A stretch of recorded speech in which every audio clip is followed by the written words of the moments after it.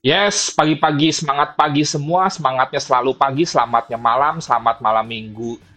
Dan kembali berjumpa dengan saya, Nofri Simanjuntak, dalam analisa atau forecast mingguan untuk cross pair atau pair-pair yang tidak mengandung USD tetapi range-nya besar. Kita akan membahas mengenai GBP JPY. Kemudian nanti jangan lupa ikuti juga pembahasan GBP CAD, GBP AUD, kemudian EUR CAD, EUR AUD, dan lain sebagainya. Supaya Anda mendapatkan notifikasi terhadap video-video yang saya upload secara otomatis, silakan Anda klik lonceng ya, sehingga video-video forecast ini kan saya sudah bagi-bagi menjadi per pair, dan setiap saya mengupload, Anda menerima pemberitahuan sehingga tidak ketinggalan. Kemudian ada ungkapan bahwa yang namanya trading itu kita harus siapkan rencananya, dan setelah kita siapkan rencananya, kita akan lakukan dari apa yang sudah kita buat itu. Nah, untuk membuat trading plan, memang salah satu waktu yang terbaik adalah pada saat market close seperti ini, karena kita menjadi lebih tenang. Baru nanti setelah market open hari Senin, kita lakukan apa yang sudah kita rencanakan. Itu yang disebut dengan plan your trade and trade your plan. Langsung saja kita masuk ke monitor, sebelumnya intro dulu.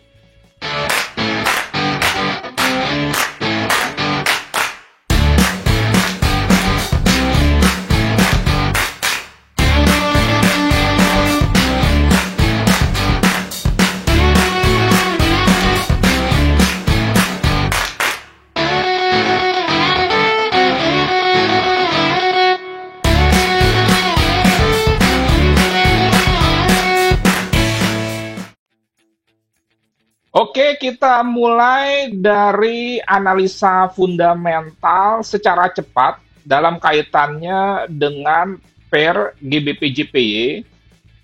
Paling tidak analisa fundamental untuk negara Inggris ya, karena kalau Jepang sih biasa-biasa saja. Kalau kita perhatikan pergerakan market dalam kaitannya dengan news sebagai bagian dari fundamental untuk pound sterling atau negara Inggris, itu tidak terlalu ada yang signifikan minggu lalu. Kemudian juga minggu depan tidak ada news-news yang menurut saya bisa menggerakkan market. Paling ada di hari Jumat ini, ya, betul, hari Jumat jam 12. Di sini Gubernur Bank England akan bicara, tapi menurut saya juga ini tidak akan terlalu menggerakkan market karena ini bukan forum resmi yang menjadi agenda dari Bank of England itu. Ini tidak resmi, karena kalau Forex Factory itu kan semua speak dari Gubernur Bank dikatakan penting dan diwarnai merah, artinya menggerakkan market. Tapi menurut saya sih nggak terlalu menggerakkan market karena bukan forum resmi. Jadi secara prinsip bahwa fundamental negara Inggris tidak terlalu ada perubahan dibandingkan sebelumnya.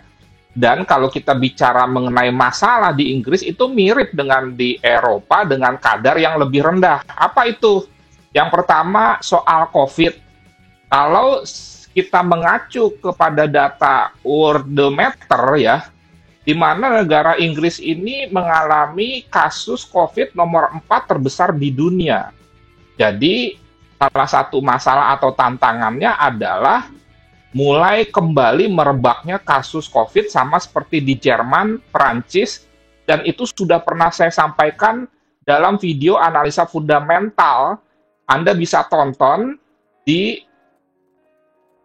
channel saya ini nih. Anda klik youtube.com/nofrisubman/videos, kemudian di sini analisa fundamental, di situ saya ungkapkan.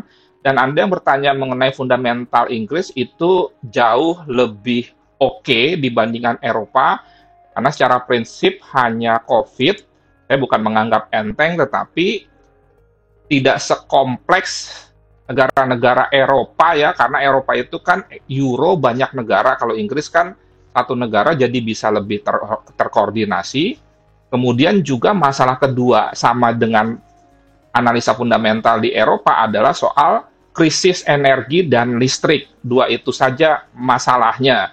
Sehingga dengan demikian untuk minggu depan kita konsentrasi saja ke sentimental dan teknikal karena fundamental tidak ada perubahan dalam kaitannya dengan Inggris dan Jepang.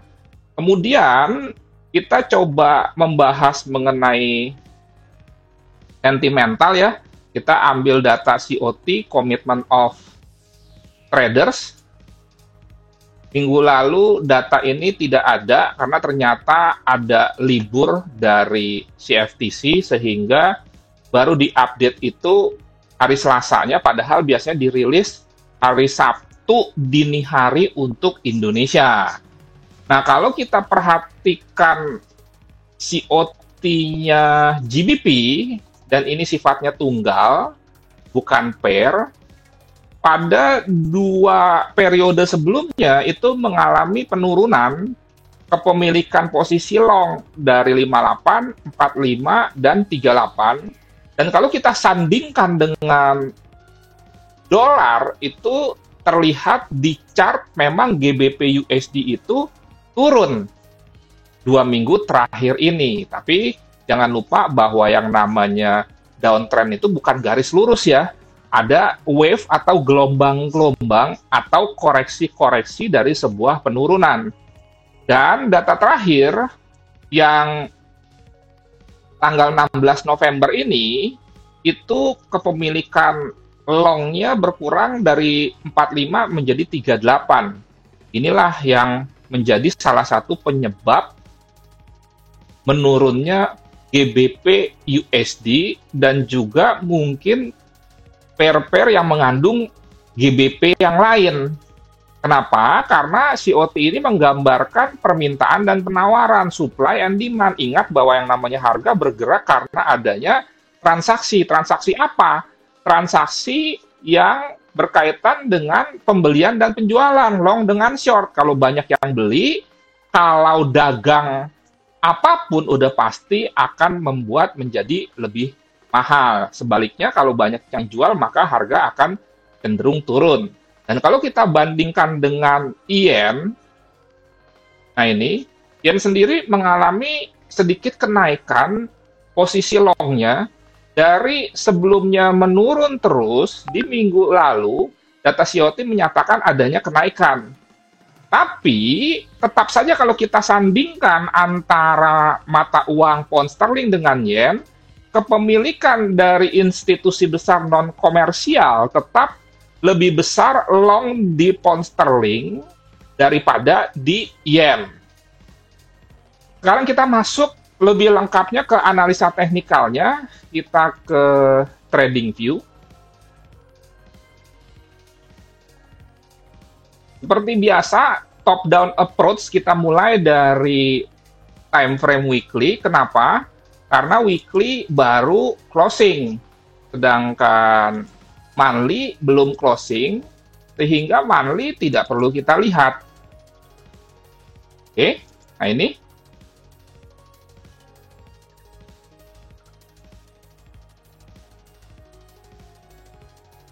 Nah ini sebetulnya di 2 minggu terakhir, closingnya itu membentuk pola candle masuk kategori bearish pin bar ya. Bearish pin bar itu tidak memandang hijau atau merah, dan Anda jangan salah kaprah kalau misalkan hijau nggak bisa disebut bearish pin bar. Intinya, buyer berusaha menaikkan harga ke atas, kemudian di detik-detik terakhir itu seller melawan, dan kalau Anda perhatikan, walaupun dia hijau, tapi closingnya itu mendekati opennya. Jadi dianggap ini secara logika seller yang menang, bukan buyer, walaupun candlestick-nya hijau. Nah, kemudian langsung saja, bagaimana kalau bicara mengenai forecast plan-nya atau trading plan-nya, di daily kita melihat ada potensi yang disebut dengan symmetrical triangle. Jadi kemungkinan ini masih agak sideways, dan kalau kita perhatikan di sini ada bearish engulfing nih. Candle ini menelan candle ini sehingga kita bisa saja membuat sedikit perubahan dibandingkan dengan minggu lalu dengan menjadikan ini sebagai sebuah area supply. Nah, ini ya. Nah, ini dipantau. Sehingga kalau kita melihat ini, tendensinya itu ke arah bearish. Tetapi secara prinsip sebetulnya kalau kita melihat view yang lebih besar seperti ini, maka sebetulnya tren GBP/JPY masih terhitung naik, sehingga kalaupun dia turun dan penurunan itu sudah mencapai Fibonacci Golden Ratio 61,8% dari wave ini, ada potensi dia akan melanjutkan trennya. Kalau kita melihat lebih detail ya. Oke, sekarang lebih tajam ke H4. Nah, minggu lalu saya akan membuat dua perencanaan. Yang pertama, kalau misalkan naik ke sini, kemudian gagal breakout dan ada menunjukkan tanda-tanda pembalikan jadi turun, kita akan sell. Nah, kalau kita lihat ya, di sini dia kan belum berhasil membreakout ini, candle yang ini nih. Oke. Kemudian ternyata tidak ada konfirmasi dia balik, makanya dia melanjutkan trennya. Dan berkaitan dengan signal gratis premium sebagai output dari forecast yang saya berikan, memang kita tidak entry sama sekali untuk GBP/JPY ini. Jadi plan ini tidak ada eksekusi entry, kita tidak sell. Kenapa? Karena di sini breakout. Kita tidak buy karena dia tidak turun ke sini. Nah, bagaimana untuk minggu depan? Kalau saya perhatikan bahwa ini ada sebuah trend line yang cukup kuat, dan di sini ada area sell, di mana saya mengambil ini sebagai area sell karena di sini ada history high, di sini ada history low, sehingga plan pertama saya adalah jika misalkan dia naik, kita ambil sell dulu di sini kalau dia tidak breakout ke atas ya. Dan kalau misalkan dia menyentuh ini tetapi gagal untuk breakout ke atas, tunggu dia koreksi, di mana kita mengikuti pattern yang disebut dengan bullish flag. Jadi ini flagpole-nya, kemudian ini flag-nya. Kalau kita bicara bullish flag, aturannya adalah tunggu dia breakout ini, setelah terjadi breakout, tunggu dia koreksi, dan jika dia sampai sini tidak breakout ke bawah, baru buy. Jadi rencana pertama buy di sini. Tapi ini kalau dia breakout ke atas. Dan sebelum dia turun ke sini, jika Anda kreatif memanfaatkan koreksi, Anda boleh aja sell di sini. Kemudian rencana kedua, kalau ternyata hari Senin dia turun, berarti kita akan buy di area sini. Ini dari mana area buy ini? Dari ini sebelum-sebelumnya, high ini, kemudian juga bisa kita perkecil dengan membuat editing, kita update di sini, sehingga ada potensi yang disebut dengan double bottom. Jadi alternatif kedua, buy di sini. Oke, bisa diterima ya. Yes, jangan lupa nanti setengah jam lagi akan ada analisa mingguan yang berkaitan dengan GBP CAD atau GBP out. Sampai jumpa nanti, semoga bermanfaat dan menjadi berkat. Salam trading tenang-senang, Nofri Simanjuntak. Terima kasih.